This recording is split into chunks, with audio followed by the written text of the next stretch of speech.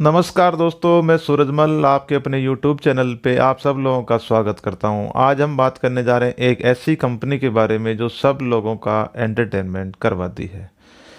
तो चलो मैं इस वीडियो की शुरुआत करूं उससे पहले आपसे एक रिक्वेस्ट है। अगर अभी तक भी आपने मेरा चैनल सब्सक्राइब नहीं किया तो प्लीज़ आप मेरा चैनल सब्सक्राइब करें, ताकि जो फ्यूचर में मैं जो भी वीडियो अपलोड करूं वो आपको आसानी से मिल जाए। आज की कंपनी का नाम है PVR लिमिटेड। अगर आपको इस कंपनी के बारे में जानना है तो प्लीज़ आपसे एक रिक्वेस्ट है, ये मेरा जो वीडियो है पूरा देखें कि ये जो करंट मार्केट प्राइस है शेयर का वो महंगा है या सस्ता है, और क्या इस कंपनी में अच्छी चीज़ आने वाली है, और क्या इस कंपनी में अभी है जो कंसर्न है इस कंपनी से रिलेटेड। तो चलो हम शुरुआत करते हैं वीडियो की PVR लिमिटेड के बारे में। इस कंपनी का जो स्टॉक प्राइस है उसकी जो करंट वैल्यू है वो है 1452 रुपये। ये काफ़ी दिनों से इसी प्राइस के आसपास घूम रहा है। इस कंपनी के जो शेयर की जो वैल्यू है 52 वीक लो वो 705 रुपये, और 52 वीक हाई है वो 1926 रुपये। ये इस कंपनी के जो शेयर का लाइफ टाइम जो हाई है वह है 2080, वो 25 फरवरी 2020 को हुआ था। इस कंपनी की जो मार्केट कैप है वो है 8822 करोड़ रुपीज़। इस कंपनी का जो बिजनेस है वो क्या है, मीडिया एंटरटेनमेंट, और इसके अंदर भी ये फूड एंड ब्रेवरेज। ये जो कंपनी शुरू हुई थी वो कब हुई थी, 1997 के अंदर। ये जो कंपनी है PVR, ये अभी 172 लोकेशंस पे अपने स्क्रीन को ऑपरेट करी है। टोटल इसकी 850 स्क्रीन्स हैं जो इंडिया में भी वर्किंग है।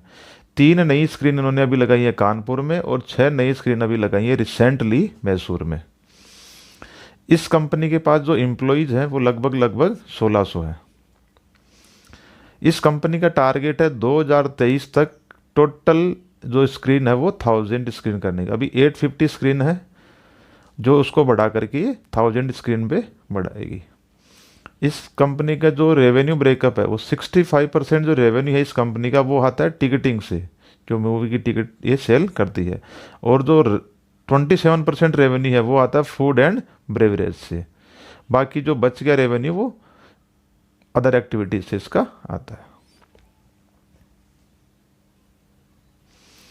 इस कंपनी ने अभी रिसेंटली एक PVR प्ले हाउस करके एक फैसिलिटी लॉन्च की है। ये क्या करते हैं, इस फैसिलिटी के अंदर 3 से 12 साल के जो किड्स होते हैं उनको प्ले करवाते हैं, ताकि जो उनके पेरेंट्स हैं वो आसानी से मूवी देख सके बिना इरिटेशन के। कुछ लोग होते हैं जो अपने बच्चों को केयर करने के लिए इस जगह पे छोड़ करके मूवी का एंजॉयमेंट ले सकते हैं।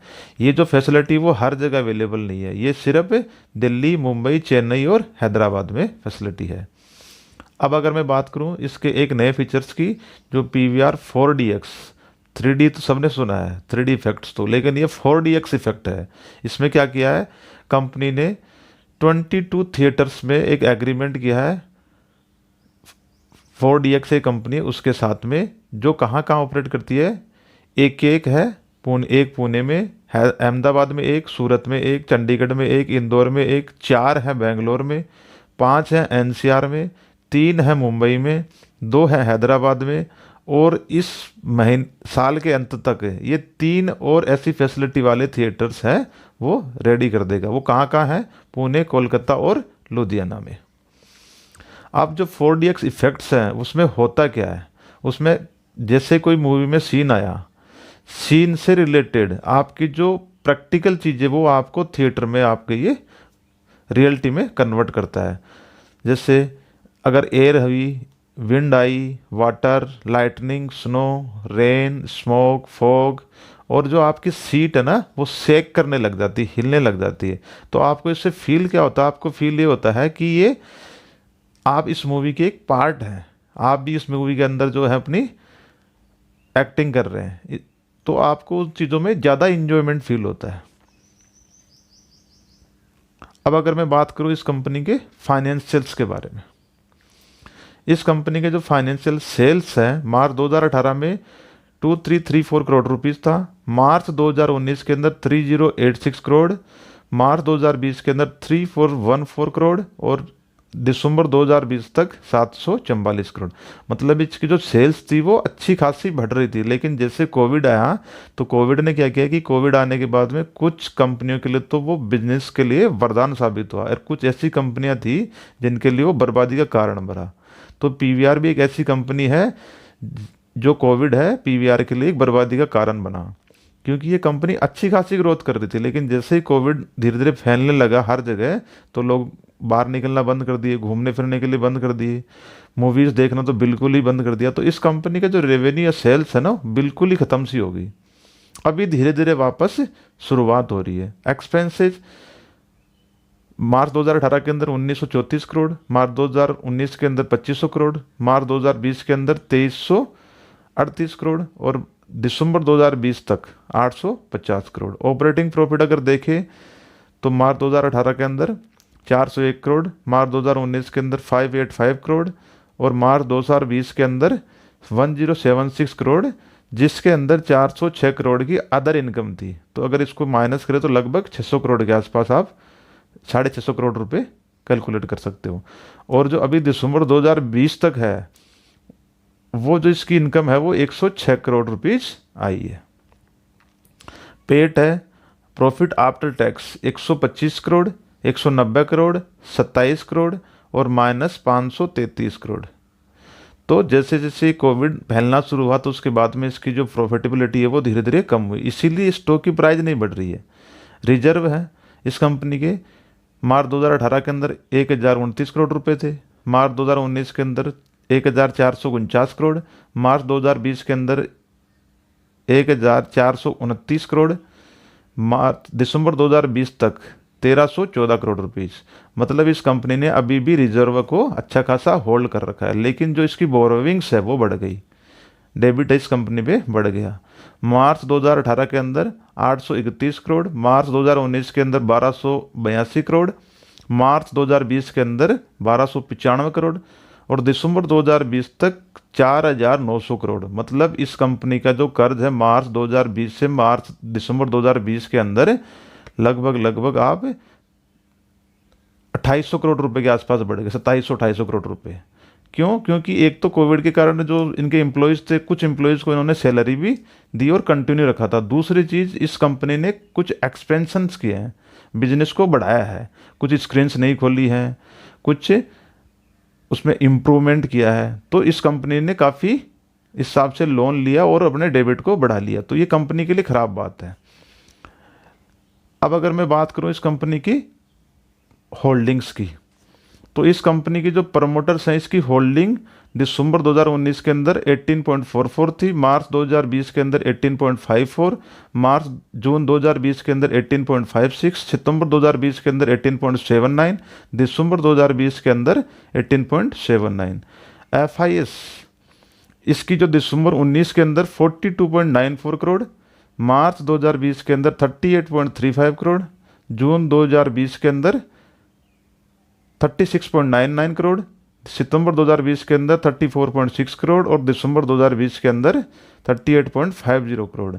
मतलब जो एफआईएस है उन्होंने भी सितंबर से तो होल्डिंग अपनी बढ़ाई है, लेकिन अगर उसका दिसंबर 19 के हिसाब से कंपैरिजन करें तो अभी भी लगभग 4% इसकी होल्डिंग कम है, जो दिसंबर अगर 19 से दिसंबर 20 का कंपैरिजन करें। क्योंकि दिसंबर 19 के अंदर जो बाकी यूरोपियन कंट्रीज थे वहाँ पे कोविड की शुरुआत हो गई थी, अच्छा खासा फैल गया था, तो उन्होंने जो भविष्य की जो फ्यूचर की जो एंटिसिपेट करते हुए पहले ही उन्होंने अपनी होल्डिंग्स घटा ली थी, ताकि उनको फ्यूचर में लॉस कम हो। इसको बोलते हैं हम स्मार्ट इन्वेस्टर। जो एफआईएस हैं उनको पता था कि आने वाले टाइम पे कौन सा बिजनेस अच्छा ग्रोथ करेगा और कौन से बिजनेस को प्रॉब्लम फेस होगी। तो पता था कि पीवीआर इतना अच्छा चल नहीं पाएगा, लॉकडाउन की वजह से लोग मूवी नहीं देख पाएंगे, रेस्ट्रिक्शंस होंगे, तो उन्होंने अपनी होल्डिंग अच्छी खासी घटा ली थी।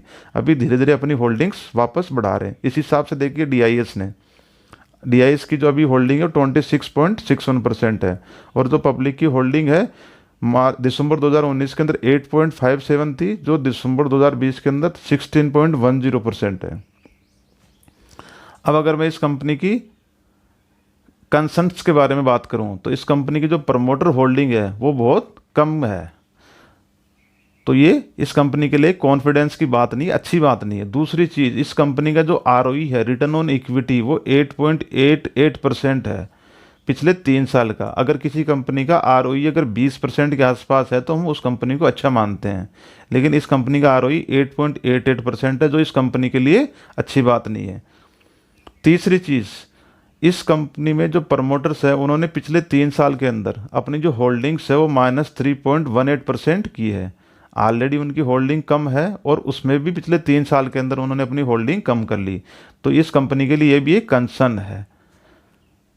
अब अगर मैं इस कंपनी की पॉजिटिव्स की बात करूं, एक तो अनलॉक थीम है कि अभी धीरे धीरे हर बिजनेस वापस शुरू हो रहा है, लोग घूमने जा रहे हैं, लोग इंजॉयमेंट के लिए बाहर निकल रहे हैं, एंटरटेनमेंट के लिए बाहर निकल रहे हैं, मूवी देख रहे हैं। दूसरी चीज़, अभी सभी को वैक्सीनेशन लग गई, तो वैक्सीनेशन लगने के बाद में जो बाकी कंट्रीज हैं, यूरोपियन कंट्रीज, सेम उसी प्रकार इंडिया में भी अभी लोग हैं बाहर निकल रहे हैं, घूम फिर रहे हैं। अब क्या होगा कि इतने दिनों से जो लोग घरों में बैठे थे उनकी एक पेंटअप डिमांड देखने को मिलेगी, लोग ज़्यादा घूमने जाएंगे। क्यों? इतने दिन से परेशान हो रहे थे लोग। अगर कहीं इंटरटेनमेंट नहीं करते हैं, इंजॉयमेंट नहीं करते, तो एक डिप्रेशन का साइन होता है। तो लोग हैं वो ज़्यादा घूमने बाहर जाएंगे, तो इस कंपनी के लिए एक अच्छी बात है। अब अगर दूसरी बात करूं कि आप इंटरटेनमेंट को लंबे समय तक रोक नहीं सकते, तो इस कंपनी के लिए भी एक अच्छी बात है। बाकी चीज़ अगर बात करूं तो 2021 के एंड तक 6 नई मूवी रिलीज होंगी, बड़ी मूवी, बाकी छोटी मूवीज़ तो और भी रिलीज होंगी। तो ये भी इस कंपनी के लिए एक अच्छी बात है। अब अगर मैं बात करूँ इस क्षेत्र में और कौन सी कंपनियां हैं, इससे रिलेटेड कौन सी पीयर कंपनीज हैं, तो आइनॉक्स लीजर और इरोज इंटरनेशनल 2 ऐसी कंपनी हैं जिनको आप इन्वेस्टमेंट के लिए देख सकते हैं। अब अगर मैं बात करूं कि इस कंपनी में जो करंट मार्केट प्राइस है उस पर निवेश करना चाहिए या नहीं करना चाहिए, ये थीम तो अच्छी है, हो सकता है आने वाले टाइम पे अच्छी चले। तो इस कंपनी के कंसर्न्स क्या हैं कि अगर आपको ये लगता है कि लोग बिना मूवी देखे रह सकते हैं तो आपको इन्वेस्ट नहीं करना चाहिए। मेरा पर्सनली ये मानना है कि इसका जो कंपटीशन है वो जैसे अभी बोल रहे हैं कि अमेजोन प्राइम से है, नेटफ्लिक्स से है और जी5 से है, लेकिन वो क्या है कि जो लोग इंटरटेनमेंट करते हैं, इंजॉयमेंट करते हैं, वो बाहर लोग घूमने के लिए जाते हैं, आउटिंग करते हैं, इसके लिए लोग मूवी देखने जाते हैं। ये नहीं है कि घर में बैठ के मूवी देख ले तो उसको एंटरटेनमेंट या एंजॉयमेंट बोलते हैं। तो मेरे हिसाब से जो बाकी ऑनलाइन प्लेटफॉर्म पे जो मूवीज रिलीज होंगी उससे इस कंपनी को कोई फ़र्क नहीं पड़ने वाला। वो एक शॉर्ट टर्म इम्पैक्ट था जो इस कंपनी के ऊपर पड़ गया, लेकिन मुझे ऐसा लग रहा है, पर्सनली फील करता हूँ, हो सकता है मैं गलत भी हो जाऊँ, कि आने वाले टाइम पे फिर से दोबारा इस कंपनी के लिए बहुत अच्छी फ्यूचर ग्रोथ की उम्मीद है। तो आप अगर इस कंपनी में अगर अपना इन्वेस्टमेंट कर रहे हैं तो एक तो कम अमाउंट करें, ज़्यादा शेयर न ले लें और धीरे धीरे फिर अपना इन्वेस्टमेंट बढ़ाते रहें। क्योंकि आने वाले टाइम पे जैसे जैसे आप इसको ऑब्जर्व करना कि अगर एनुअल रिपोर्ट्स आएँ और दूसरी चीज़ इसकी क्वार्टरली रिजल्ट्स आएँ, उसके अंदर अगर ये कंपनी अपना डेबिट कम कर रही है धीरे धीरे, तो इस कंपनी के लिए अच्छी बात होगी। तो मैं उम्मीद करता हूँ कि अगर आपको ये वीडियो अच्छा लगा होगा और आपके काम भी आया होगा। धन्यवाद।